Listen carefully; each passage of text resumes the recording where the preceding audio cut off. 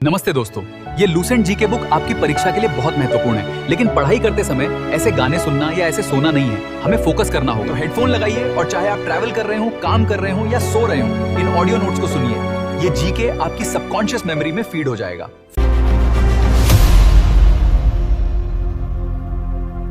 जय Shri Krishna. Syllabus with AI में आपका स्वागत है। यह है प्राचीन इतिहास की दूसरी क्लास। अगर आपने पहली क्लास नहीं देखा है तो प्लीज आप क्लास 1 देख लीजिए, लिंक डिस्क्रिप्शन में है, और चैनल के प्लेलिस्ट को सेव कर लीजिए।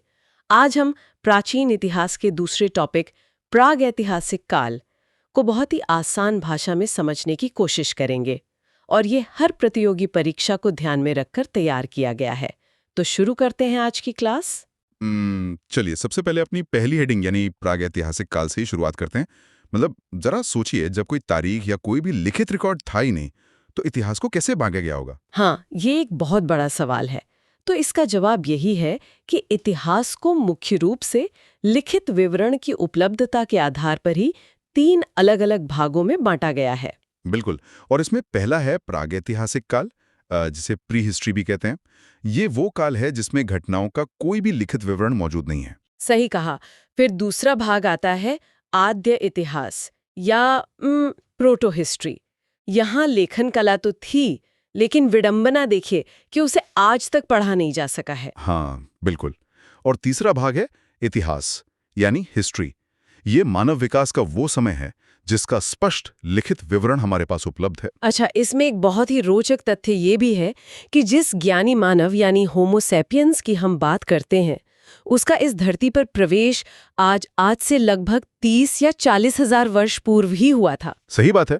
मतलब मानव इतिहास के लिहाज से ये बहुत पुरानी बात नहीं है।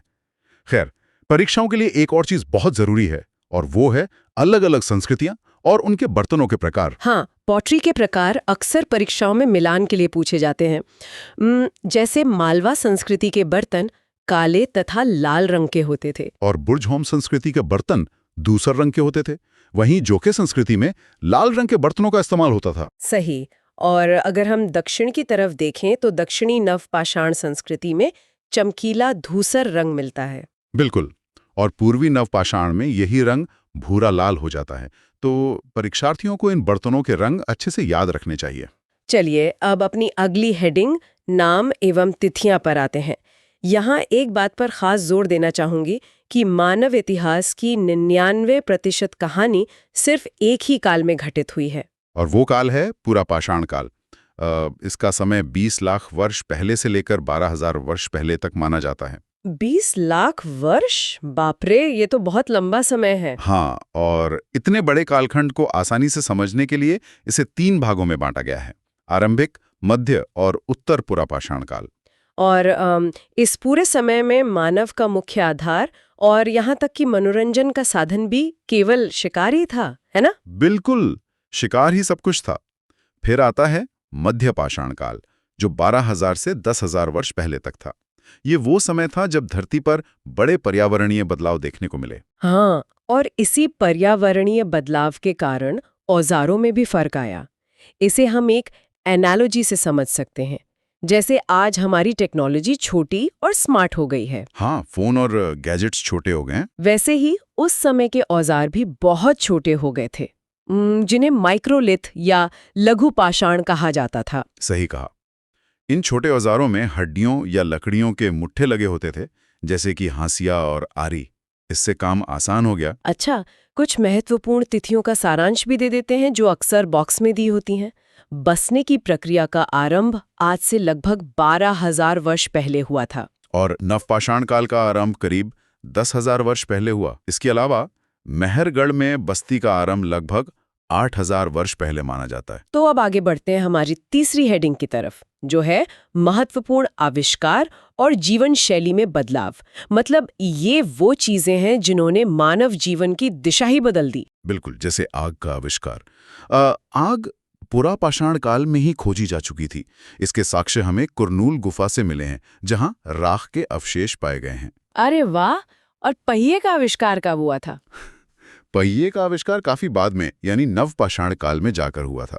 और शायद इसी नवपाषाण काल में ही मनुष्य में स्थायी निवास की प्रवृत्ति भी आई थी। हाँ, बिल्कुल सही। मनुष्य ने एक जगह टिक कर रहना शुरू किया और उसी दौरान कुत्ते को अपना पहला पालतू जानवर भी बनाया। धातुओं की बात करें तो मनुष्य ने सबसे पहले तांबा धातु का प्रयोग किया था और उससे जो पहला औजार बना वो कुल्हाड़ी थी। हाँ, और ये कुल्हाड़ी अतिरम्पक्कम नामक स्थान से प्राप्त हुई थी। और खेती के बारे में क्या? कृषि की शुरुआत कब और कैसे हुई? कृषि का आविष्कार भी नवपाषाण काल में ही हुआ, लगभग 8000 वर्ष पूर्व। पहली उगाई गई फसल गेहूं और जौ थी। लेकिन यहाँ ध्यान देने वाली बात यह है कि मानव द्वारा प्रयोग किया जाने वाला पहला अनाज चावल था, न कि गेहूं। हाँ, ये एक बहुत ही बारीक लेकिन परीक्षा के नजरिए से महत्वपूर्ण तथ्य है। चलिए अब चौथी हेडिंग देखते हैं, प्रमुख पुरातात्विक स्थल और उनके साक्ष्य। मतलब भौगोलिक स्थानों का वहां मिले साक्ष्यों से क्या संबंध है? इसमें सबसे पहला और अहम नाम है मेहरगढ़। ये पश्चिमी बलूचिस्तान में बोलन नदी के किनारे स्थित है। और यहीं से कृषि का प्रथम उदाहरण और प्राचीनतम स्थायी जीवन के साक्ष्य मिले हैं, है ना? बिल्कुल। और मेहरगढ़ से एक और बहुत रोचक साक्ष्य मिला है। वहां एक कब्र में मृतक के साथ एक बकरी को दफनाया गया था। अच्छा, मतलब उस समय के लोगों की मृत्यु के बाद के जीवन को लेकर कुछ मान्यताएं रही होंगी। अगर चावल के साक्ष्यों की बात करें तो वो कहाँ से मिले? चावल के सबसे प्राचीनतम साक्ष्य उत्तर प्रदेश के कोल्डी हवा से मिले हैं। और नगरों की बात करें तो भारत का सबसे प्राचीन नगर मोहनजोदड़ो है। सिंधी भाषा में इसका अर्थ होता है मृतकों का टीला। हाँ, और एक और महत्वपूर्ण बस्ती है इनाम गांव। ये ताम्रपाषाण युग, जिसे चालकोलिथिक युग भी कहते हैं, उसकी एक बहुत बड़ी बस्ती थी। और इसका संबंध जोरवे संस्कृति से है। सही कहा। अब आते हैं पांचवी हेडिंग पर, भारत में प्राचीनतम खोजें और खोजकर्ता। भारत के संदर्भ में ये शुरुआती औजार किस चीज के बने थे और इन्हें किसने खोजा? सबसे पहले तो ये बता दूं कि भारत में पूर्व प्रस्तर युग के अधिकांश औजार स्फटिक यानी क्वार्ट्जाइट पत्थर के बने थे। और रॉबर्ट ब्रूस फुट पहले भूगर्भ वैज्ञानिक थे जिन्होंने 1863 में पल्लावरम नामक स्थान पर प्रथम भारतीय पुरापाषाण कलाकृति की खोज की थी। बिल्कुल।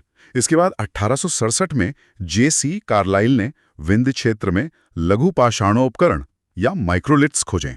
एक और बात, भारत में मानव अस्थि पंजर सबसे पहले मध्य पाषाण काल से ही प्राप्त होने शुरू होते हैं। हाँ, और नवपाषाणकालीन सभ्यता का प्रारंभ भारत में ईसा पूर्व 4000 के लगभग हुआ माना जाता है। भारत में जीवाश्म का प्रमाण शिवालिक की पहाड़ी से मिला है और मनुष्य से संबंधित सबसे पहला प्रमाण नर्मदा घाटी में मिला था। सही कहा। अब यहाँ एक रोचक जीव विज्ञानी तथ्य भी जोड़ देते हैं। असम का श्वेतभ्रुक गिबन भारत में पाया जाने वाला एकमात्र मानवाब कपी यानी एंथ्रोपॉइड एप है। एक बॉक्स में एक और तथ्य दिया है। रिजले वो प्रथम अधिकारी या आईसीएस थे जिन्होंने वैज्ञानिक आधार पर भारत की जनसंख्या का प्रजातीय विभेदीकरण किया था। और हाँ, भारत में शैल चित्रों की खोज 1867-68 में पहली बार आर्किबोल्ड कार्लाइल ने की थी। तो इसी के साथ हम अपनी छठी और आखिरी हेडिंग पर पहुंच गए हैं, भीमबेटका गुफाएं। ये भारत के सबसे प्रसिद्ध पुरातात्विक स्थलों में से एक है। देखिए, भीमबेटका एक पुरापाषाणिक आवासी पुरास्थल है।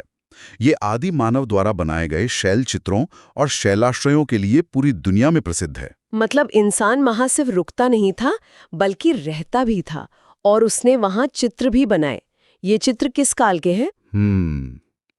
इसके चित्र पुरापाषाण काल से लेकर मध्यपाषाण काल तक के माने जाते हैं और ये भारतीय उपमहाद्वीप में मानव जीवन के प्राचीनतम चिन्ह हैं। अच्छा, और इसका भौगोलिक स्थान क्या है? ये मध्य प्रदेश के रायसेन जिले में स्थित है। अब्दुल्लागंज शहर के पास जो रातापानी वन्यजीव अभयारण्य है, उसी के अंदर विंध्य श्रेणी के दक्षिणी किनारे पर। तो इसकी खोज कब और किसने की थी? इसकी खोज 1957-58 में डॉक्टर विष्णु श्रीधर वाकणकर द्वारा की गई थी। और इसे मान्यता कब मिली? अगस्त 1990 में इसे राष्ट्रीय महत्व का स्थल घोषित किया गया और फिर जुलाई 2003 में यूनेस्को ने इसे विश्व धरोहर स्थल घोषित कर दिया। अगर ये परीक्षा केंद्रित विश्लेषण मददगार लग रहा है तो चैनल सिलेबस विद एआई को सब्सक्राइब करें, वीडियो को लाइक करें और अपने दोस्तों के साथ शेयर जरूर करें ताकि कोई भी क्लास मिस ना हो। बिल्कुल। और पूरे एपिसोड के आधार पर एक अंतिम विचार देना चाहूंगा। ये कल्पना करना कितना अद्भुत है कि कुरनूल की गुफाओं में जली पहली आग से लेकर मेहरगढ़ की खेती तक का सफर, ये सब मानव की सोच और उसके निरंतर संघर्ष का ही परिणाम है।